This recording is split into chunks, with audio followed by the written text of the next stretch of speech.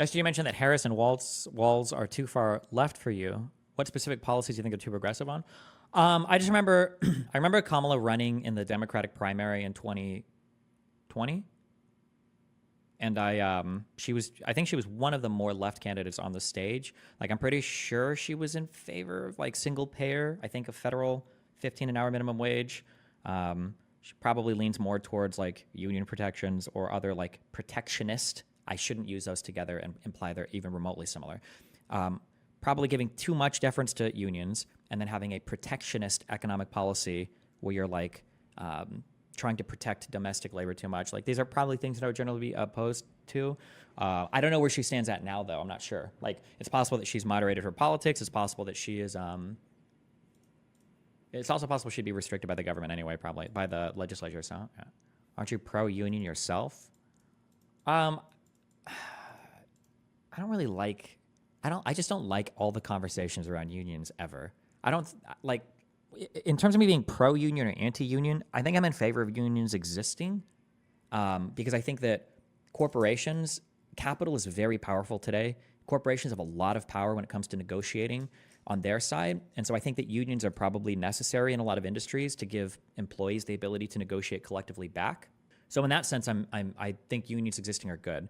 But the problem I have is that when people talk about unions, people act like they're these intrinsically good things or these like morally righteous things, and they're not. Unions are things that exist to protect their workers. That's it. They're not normatively good or normatively bad. They're just bodies of workers to represent workers. They can be used for good purposes. They could be used for bad purposes. Yeah, that's it. That's what I would say. So they should exist. And is your opinion on that normative? Well, saying something should exist, unions should exist, yes. But I think that probably would be a normative opinion, because I think it's good that employees have representation against capital. But I mean, I could imagine worlds where unions shouldn't exist. What would a world like that be? Like, if every single employee could work from home in a given industry, I think that your argument for unions starts to decrease quite a bit. Because I think one of the strongest arguments, by the way, we're on thin ice. No, not thin ice, low conviction. This is a low conviction world. So this is an issue that I've like heavily studied, okay? So I could be wrong on factual analysis here. But I would say that one of the strongest arguments for the existence of unions is something called, I think it's called monopsony power, which is where one player has like a largely disproportionate influence on a market. Monopsony.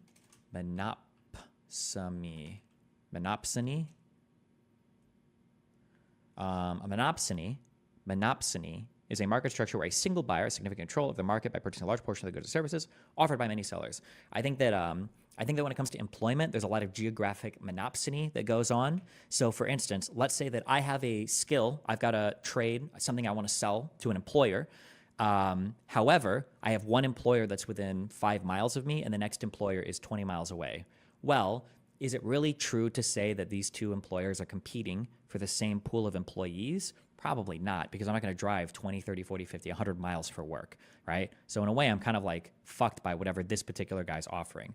These are areas where I think union representation can be important or can help, because now this corporation can absolutely fucking destroy me in terms of negotiating, because I'm not going to go move, to the next city to get a different job generally.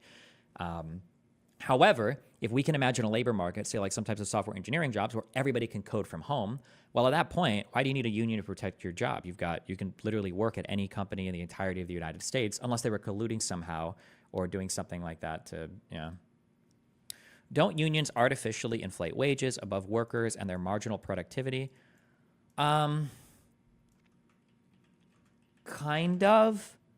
This is something that I would say.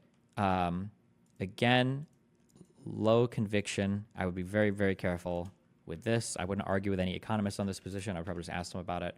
But if you were here when we did the whole the race realism arc, when we did the race realism arc, one of the things that I learned as I went through that is how kind of silly it is when you grow up and you learn about nature versus nurture, right? You learn about gene versus mean, you learn about, or genetics versus mimetics, or you learn about environment, how that can influence somebody versus DNA and biology. And I think as you get, as you dive more into what would you call it? Behavioral biology, or I don't know what the fuck you call it, whatever. So you dive more into that stuff. I think that you realize that like nature versus nurture is kind of illusory, right? It's like everything is working together at all points in time. Nature and nurture are constantly working, on one another. And to say that you have nature versus nurture strictly, or that there's one thing like genes can't exist without an environment with no genes is no biology at all. You can't even speak meaningfully about it. There's kind of like these two things are always working in tandem with each other, and they heavily influence each other. They heavily influence each other.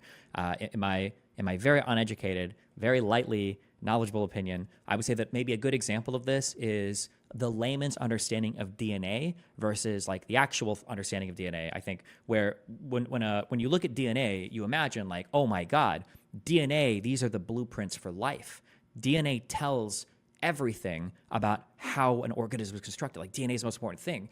And then I think as you study a bit more, you're like, okay, actually DNA it's kind of important, but like what really matters is all of the different RNA, all the different transcription factors for what decides how it gets read, when it gets read, and when proteins get printed and all these things, right? The RNA is actually in control of a lot of these processes, and you can't just look at the DNA and go like, oh, well, this is what will happen, because there's so many other factors that go into what part of the DNA is being read, and what's actually being printed at the end of the day by your ribosomes, right? All your different transcription factors. Okay, all of that to say, when you ask me about do unions artificially raise wages? Now, I've used this term a lot, okay? But I'll admit, when you talk about something artificially raising or artificially lowering a wage or any kind of price, in a way, everything is kind of artificial and everything is kind of real. So it's hard to accurately assess when somebody's talking about like an artificial increase or decrease in any given market force. So, for instance, let's say that we forgive all student loan debt, right? Well, wouldn't that artificially raise housing prices because now you've got a bunch of government money that went out to a bunch of people who are now buying? Well, it raises housing prices. Is it artificial? Well, I don't know. If the government subsidizes any particular thing, is that an artificial increase in price? Like maybe. I mean, how far down do we chase that out? Like if the government subsidizes nursing jobs, would we say that the government is artificially lowering the wages on nursing jobs, since ultimately that's going to lead to more nurses being created? Like, if we say that, like, let's say that there are two places that we can go to work at in a town, and let's say that one of them, decides to close for whatever reason. Well, have we artificially lowered wages in that city because now there's only one company that's offering something, and now they're going to decrease, the price that they're willing to pay for labor? Like, yeah, sorry, yeah, it's all of that. I just blurped a lot. All of that to say that if you put a union in, what you said before was, if you put a union in, it is true that employee wages should increase, and it's possible that they could increase to a greater level than what a given market is able to bear. That's possible, but I would be very careful about normatively wielding the word artificial, because that carries with it this tinge of like bad, that like, oh, you're artificially changing the wages, and now that's bad, right? I'd be very careful with that word. That's all I'm saying. Sorry. Jesus. Okay. Whew. Can you think of anything that would be a paradigmatically artificial or real change in a market? Well, I mean, like your biggest examples of like what people would call artificial changes are just direct government influence. So like if the government says, we're going to give all of you guys $8,000 if you buy an electric car, that would be like your most direct example of like, oh, look, you've artificially inflated the cost of electric cars now, or the prices at least, because now they can charge more because people have more money to pay for. That would be like the biggest example, I think. But okay. Why do you think wages increased the largest percentage and work hours decreased the most during the time when union membership was at its lowest? I don't even know now if I trust like academics. I guess it just depends on the paper. Whenever you're looking at the economy or you're looking at a particular thing, you have to be very careful what you're measuring, and you have to ask yourself questions about what it is you're actually getting a measurement of, right? You can't... There's such a good example of this. There's such a good example of this if all you guys were just trained in music, okay?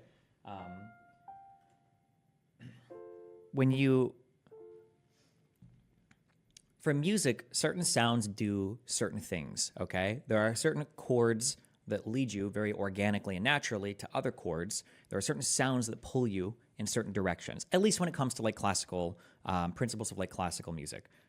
When I say classical, I mean anything from like late romantic to earlier, right? This is expressed really well by,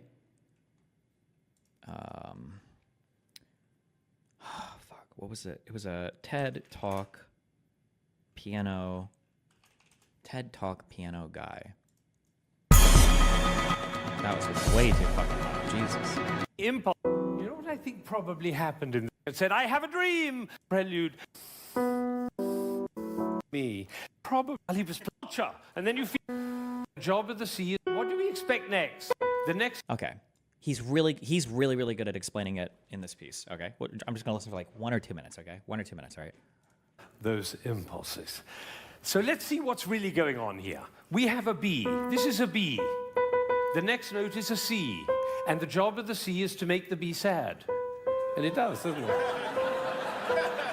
Composers know that. If they want sad music, they just play those 2 notes. But basically, it's just a B with 4 sads. Now it goes down to A. And now to G. And then to F. So we have B, A. Even the way that he's explaining it is such... You know how, like, if you explain a particular thing, you would explain it at different levels to different audiences based on what they know, right? So even, like, he's explaining this in, like, a joking way, but what he's hinting at is something called function, okay? And function in music, at the end of the day, translates to the ear, okay? You have to hear something. It's music, all right? You don't just sit there and write it on a paper. It sounds like something, right? So when he's saying that, like, the B makes the C sound sad, he's talking about the function of what's happening here, right? A. And now to G, and then to F. So we have B, A, G, F.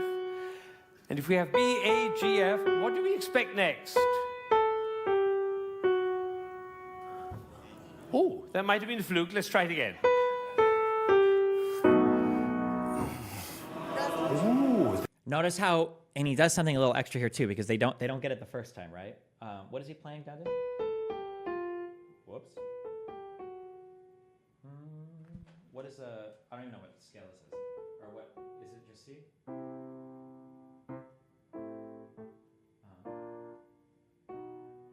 Fuck. What?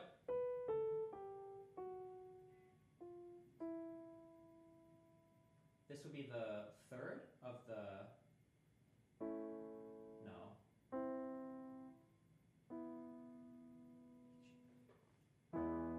Oh, but it's probably minor. Okay. Sorry. What he's playing here more... Yeah, I see it's A minor. What he's doing more here even... he plays this note... Oh. And they can't actually sing it correctly at first, right? But he doesn't give them the answer, right? They're supposed to sing this, but they weren't able to. So then what he does instead is he plays the, it would be the dominant 7 in the key of E minor, which is, oh my god, fuck. It would be this chord, right? But he's doing it in a different inversion.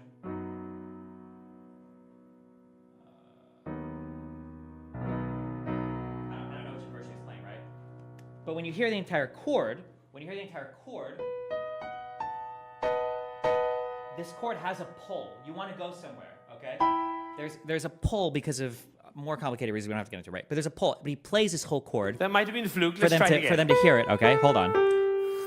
He plays a full, and now people hear it more, right? TED choir. And you notice nobody is tone deaf. Is that right? Nobody's, every village in Bangladesh and every hamlet in China, everybody knows. Da, da, da, da, da. Everybody knows who's expecting that E. Now, Chopin didn't want to reach the E there because what will have happened? It'll be over, like Hamlet. You remember Hamlet, Act 1, Scene 3, he finds out that his uncle... Okay, we don't need the rest of this, okay? All this to say, okay, We're bringing it back, I promise, okay? If you're a music student, there's a thing called Schinkerian analysis. What you're doing is you're writing under each chord what the function of the chord is, okay? You're trying to write like 1, 3, 5, 7, circle, 5, 7, like all whatever. You're writing all this shit down, okay? And sometimes as you're analyzing a piece of music and you're writing stuff, what'll happen is as you're writing stuff down, when you're writing stuff, it doesn't make sense anymore. You're writing, when I say it doesn't make sense, what I mean is there are like certain chords that you expect to see in music, and you start writing chords out that don't make any sense. Like you're analyzing a piece of like Mozart music, and you're writing like 4 major 7 or something, and it's like, that's not a real chord. They don't use those chords. Mozart would never write a 4 major. That doesn't even make sense. There's nothing that makes sense about that.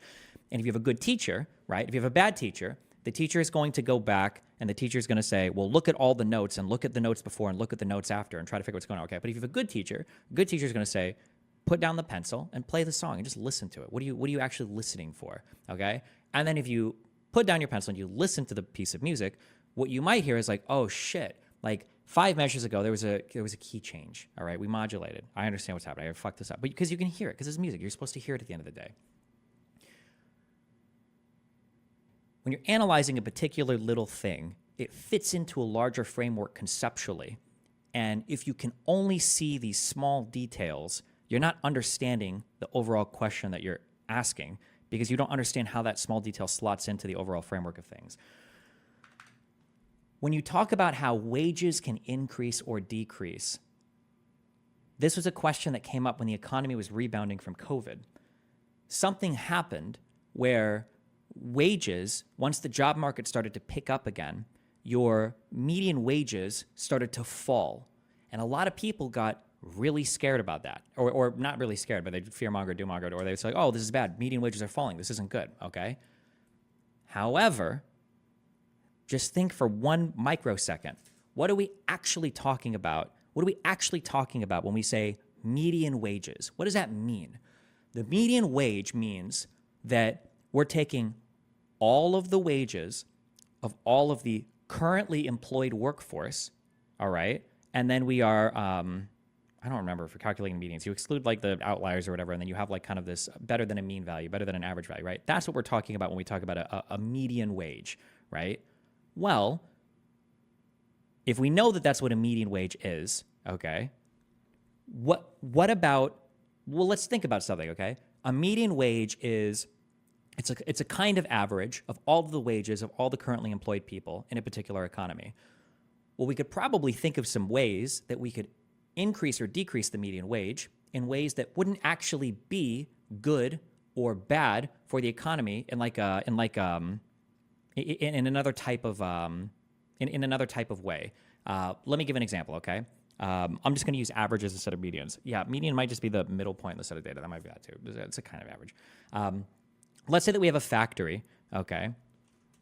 Median does not equal average. I think I literally said that like 15 times, okay? Thank you, though, for spamming it. I know, yes. Everybody type that into chat 1,000,000 times because I know we all remember this from 7th grade. Please type in 1,000,000 times that median does not equal average, right? That's why I said mean, okay? Thank you, okay? If you can imagine a factory, all right, that employs 10 workers, 1 worker makes $1 million and 9 workers make $10,000, right? The easiest way to boost our average wages in this factory, if 1 worker is making 10 million and 9 workers are making 1,000, the easiest way to boost our wages is to start firing workers, because every single time you fire 1 worker, your average wages are dramatically increasing, right? So this is kind of like if you can imagine, you have 9 workers getting $1,000, and you've got 1 worker getting, we'll just say $100,000, right? Well, let's say that we have all these workers together, right? So we have 9,000 plus 100,000, all right? So you have $109,000 is what 10 workers are making, and you divide by 10, right? Your average wage is your average worker is making $10,900. Now you can very quickly and easily see why averages aren't really a good way to determine really anything, depending on the data set you're looking at, I should say, right? Because, well, are you really communicating anything of value here when we say the average wage is $10,000? But just for the sake of this, okay? If we fire one employee, so let's say we go down to 8 employees now, either because the economy is getting rough or we hate workers or whatever. Well, now we have 9 employees, okay, making $108,000. Well, now if we divide by 9, what was our, can I see a history of my calculations? History. Before our average wages were $10,900, well, now our average wages have risen to $12,000, right? Well, what if we fire one more employee? Now we have 7, right? Okay, well, we have $107,000 being paid out in wages. Now we're dividing by 8. This just got fucked up. Clear this. Right? Now our average wages are climbing even more, okay? All of this to say, okay, sorry, I'm bringing this all back, I swear to God, okay? All of this to say that if your median wages are rising or falling, that variable in and of itself is meaningless to know if good or bad things are happening to the economy without other types of job information present. Because a median wage rising or falling could be good or bad, but in and of itself, it doesn't tell you anything. So for COVID, we lost a whole bunch of service level jobs because those places were closing and median wages climbed like crazy. But when businesses started to reopen and lower service level employees started to come back into the economy, this is good. We want them to come back, but the median wages started to fall. So it looks like it's bad, but that's not bad. It's good because you've got other people joining the economy again. Median wages on their own only tell you, right, the middle point in a set of data or whatever, then average wage is only telling you how much of all the people that are currently employed, what's our middle point or what is the average wage. It doesn't tell you if it's good or bad. It doesn't tell you how many people are employed or not employed. It doesn't give you a healthy snapshot of everything. So there, okay. Jesus, we're back. Okay. Just anytime you're analyzing data or looking at a chart or getting a number, sometimes it's good to take a step back and to think, like, what exactly are we asking? Like, what are we getting? What is the piece of information that we're getting here? And how does this slot in conceptually to everything else? Like, what are we actually talking about here? That's good to, yeah, okay. I'm not doubting, but do you have a source, video, economist, or is this Econ 101 shit everyone should know? Anything to back you up? Everything I just spoke about was just kind of basic math. I don't know what I would look at to back that up. I don't know how we could do like an intro to algebra 1. I don't know what I would possibly look up to back up what I just told you. If you want, and before there was actually some even more complicated explanation of this. If you want an example of what I'm talking about, the thing that I referred to economically, I mean, that really happened. And I'm 99% sure this was the explanation. So when COVID lockdown started here, I think it was at the end of 2019, early 2020, maybe it was early 2020. When COVID lockdown started, median usual weekly real earnings, wage and salary workers, 16 years and over, the median earnings increased tremendously. They shot up crazy. Like, why was that? Oh my God, COVID must have been great for the economy. COVID must have been so amazing. But I'm pretty sure that one of the big explainers for this data point is what was actually happening was a ton of low service sector work jobs were dropping out of the economy here because they were locked down. There was nobody to support it. Nobody was driving into work. These places were just closed. But this is what's happening here. So in here we see, the median earnings increase so much, but that's not necessarily a good thing, right? Okay. To illustrate, I guess, more broadly, or no, not more broadly, for an applied example of what I'm talking about. Yeah.